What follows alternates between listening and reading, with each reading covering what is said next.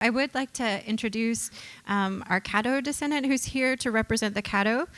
We have Clifford Ah-in-nist,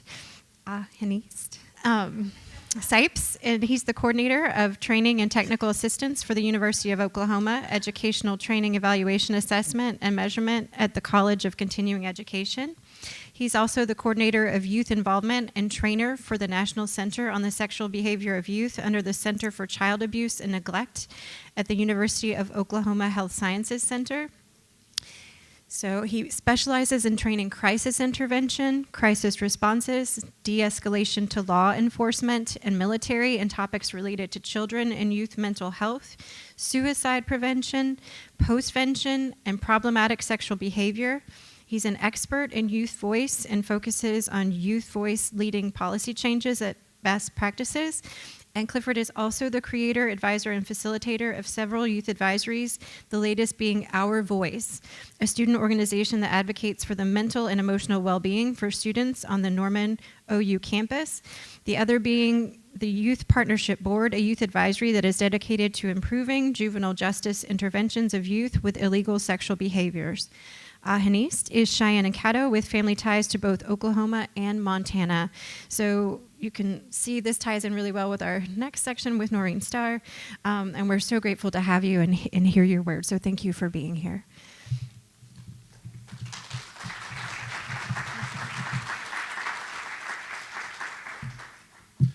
Thank you. I don't know where that bio came from because it sounded like I was about to give a presentation for my job.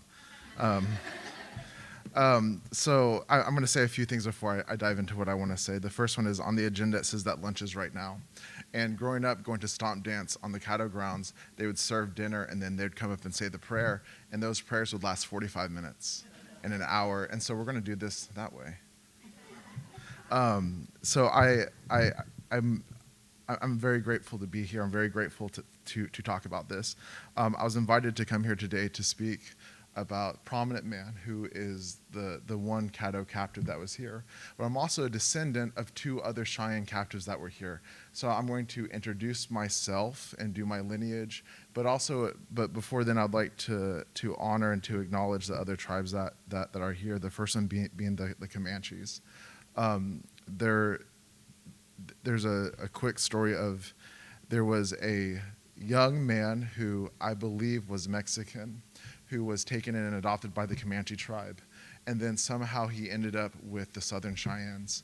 He then went with the group that broke out and went north and ended up with the Northern Cheyennes. They asked who he was and he married in, and the son's name ended up being Mexican Cheyenne. And that Mexican Cheyenne family is still there, and one of them became one of my mentors when I spent 4 years in Lame Deer, and so that will always be a part of my heart, and so I'm grateful for the Comanche Nation because of that lineage. The other one is the Kiowa tribe is here. The Cheyennes went to war with the Kiowas at the Battle of Wolf Creek. My great-great-great-grandfather, who was the first Iron Shirt, fought in that battle and had a cut right here. And then afterwards, they said, all right, we're done fighting. And the fight ended. And then shortly thereafter, the great peace between the Kiowas and the Cheyenne and Arapahoes was made. And since that peace, we've been allies. The other being the Arapahoes. One of my favorite stories about the Arapahoes, the Cheyenne word for what the Cheyennes called the Arapahoes was the cloud people. There was a group of the cloud people that were tempted by the U.S. government and the cavalry, and they said, we'll give you all this money and all these horses and all of these supplies if you betray the Cheyenne. And the response from this group of Arapahoes said, we have lived together for many generations. We have lived together, fought together, died together, married together, raised our children together for many generations. Why would we stop now? And because of that integrity, they were killed because of that.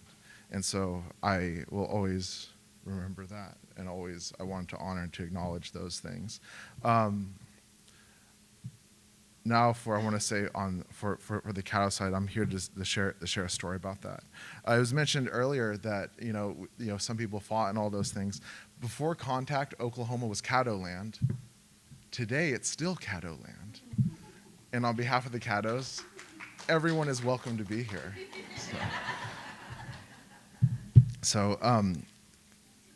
Clifford is the name I go by professionally. My real name is Ah-in-nist. I am blessed that my parents made the legal name, and the name that I go by and have always gone by is my Cheyenne name, Ah-in-nist. I'm so grateful because of that. When I was much younger, I did not like that. I was made fun of. I hated it. But now I'm so grateful because of that.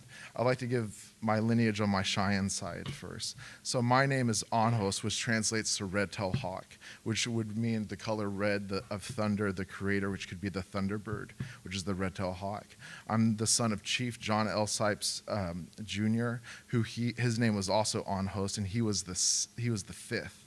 I am the sixth. He was the fifth. He was named after his uncle, and that name traces back to the Cheyenne prophet Erect Horns. His mother was Cleo Wilson, and her name was Mokina, which translates to red feather girl or red feather woman. Her mother was Maddie Standing Bird, and through marriage, I'm related to the Romanos family, so I'm also grateful that they're here as well. Her Cheyenne name was Amaneta, which means living woman. And I want you to listen to this for a second. Living woman was the daughter of Measure Woman, who survived the massacre of Black Kettle.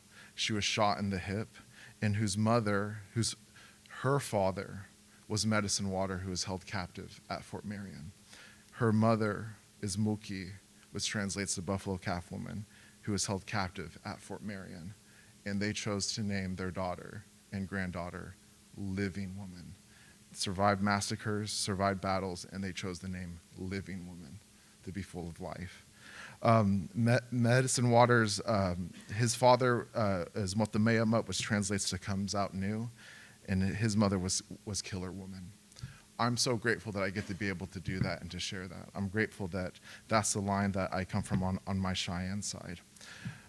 On my Caddo side, my mother is Dolores Subia Bigfoot.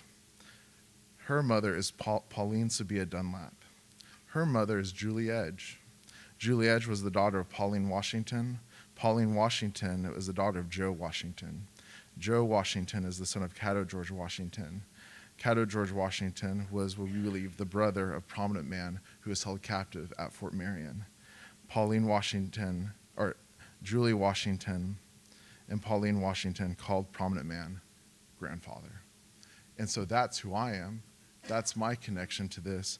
I'm grateful that I get to share this with you, to share this information. Just as an example of some of the things that I want to share before I get into this family story is the Romanos family. I was so impressed that the things that they shared was that Henry Romanos came out of that event saying that education was important. Education is important. And that entire line, it showed they went to college, they graduated, and the things that they were able to accomplish. Medicine Water and Mookie, but Medicine Water in particular, came out of that encounter and said, we need to keep fighting. He was known that he would tear down fences everywhere he could. He was a menace that he would tear down fences and posts, and he would he smelt bad because he would wear his buckskin shirt, his war shirt that had scalps on it, that the fight continued. And I thought that was really interesting that two people in the same situation had two different responses to their incarceration here. Mookie, she became a suicide soldier with Medicine Water. The only way you do that is if you lose your family. She survived Sand Creek and met Medicine Water, and they rode and fought together. She was the only woman that was incarcerated here at Fort Marion. And one of the things I wanted to mention was I'm so grateful of the female ledger artists that were up here and talked about the things that they said they weren't allowed to do or talk about, and the sexism that came from the European has been brought into our culture, because Mookie was a society sister and a warrior, and was, when she died, quote, in our family history, buried with all rights, privileges, and honors and blessings that befit a Cheyenne warrior. And I'm so grateful because of that to her and for them leading that example that continues today. I'll stop there, and I'll shift over to the information when I'm here, and I'm sorry for taking up time. I know everyone's hungry.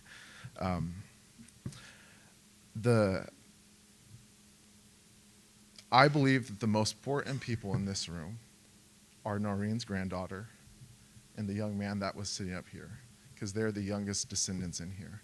They're the most important people here. the most important ones here. And I asked, and one of the words that they said was, when they went to the fort and they've heard these things, don't fully understand, but I feel something. I feel its heaviness. And for me, I remember my parents brought me here when I was little, and I felt the heaviness, but I did not understand. I saw them cry. I did not understand. Came here again when I was a teenager, and they cried, and I did not understand, but I felt the heaviness. Later on, we'd go up to the Peabody Museum and see the masts and the busts that were made, and they cried, and I began to understand. Last year, I got to see the masts and the busts that were made that are currently at the Smithsonian, and I cried. And I think I fully understood then of what it meant.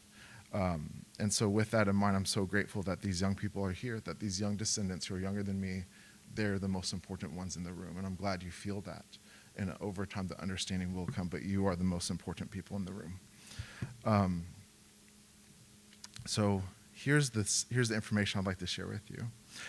Fort Marion has always been a part of my life. It has always been a part of my father's life. He studied it, has visited this place many, many, many times, has always come, has always been trying to do this work.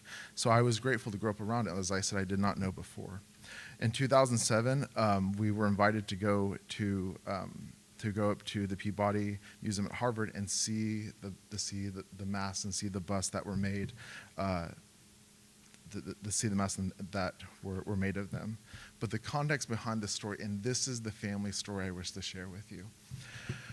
I have 3 little children, little children, who are little. My mother has bad hips and bad knees and will pick them up and hold them. And when they ask for something, she gets down on her hands and knees and they'll climb up on her back and they'll grab it off the counter. My grandmother had rheumatoid arthritis and had bad hips and bad knees. And we would say, Grandma, I want to get something off the counter. And she would get down on her hands and knees and I'd climb up on her back and grab it. And she wouldn't just grab it. And looking back now, I think of the immense pain and harm that caused her, but she did it. And my mother said that her grandmother did that for her. My grandmother said that her grandmother or her grandmother and grandfather did that for her. But this immense love that they had, that instead of just grabbing it, it was important for them to get on their hands and knees and for them to crawl up on their back. It was always like that. My older sister, and here's the story, my older sister, whenever she was born with a cleft lip and a cleft palate.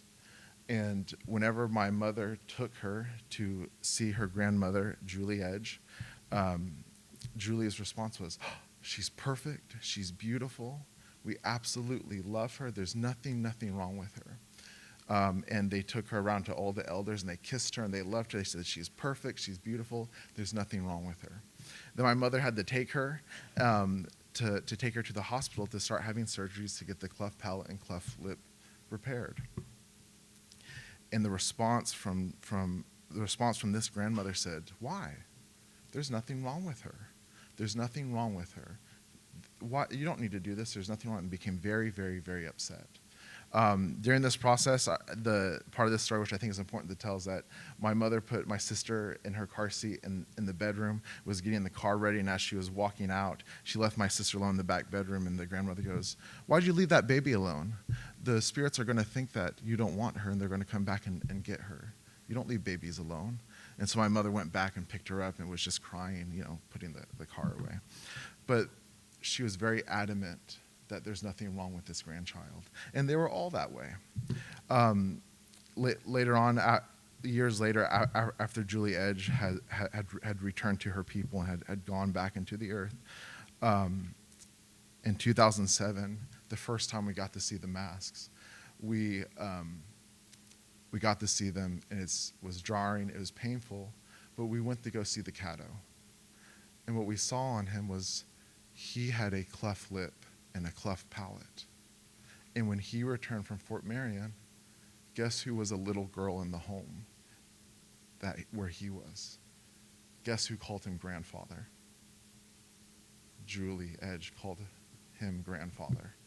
And he would get down on his hands and knees, and she would crawl up on his back to get things, and he would carry her. And so this love that this grandmother had for a child that was born different, with a challenge that made this life different, That's the family story. That's what the Caddo Nation and the Caddo teachings about children have brought to this. This is who we are. And I know that the feelings and beliefs about children are not unique to just the Caddo Nation, but these beliefs about them, this is what we want to share. All the pain, there's a lot of pain, yes. There's a lot of trauma, yes. There's also a lot of hope. There's a lot of joy. There's a lot of peace. And it should be centered around our children, because remember, who's the most important people in this room? It's the youngest ones. And so that's my family story. I hope it means a lot to me. I hope it means something to you. I'm really grateful to be here. I'm grateful to represent the Caddo Nation in doing this. I'm proud to be Caddo. I'm proud to be Cheyenne. Thank you for allowing me to do this. I want to say thank you especially to the institutions that are here. I remember growing up, my father visiting institutions and was met with alienation and rejection. And so I'm grateful that you have accepted this with humility and grace and have become true partners. So thank you so much, because it has not always been that way. So thank you for allowing us to do this. So thank you. I appreciate it so much. Thank you.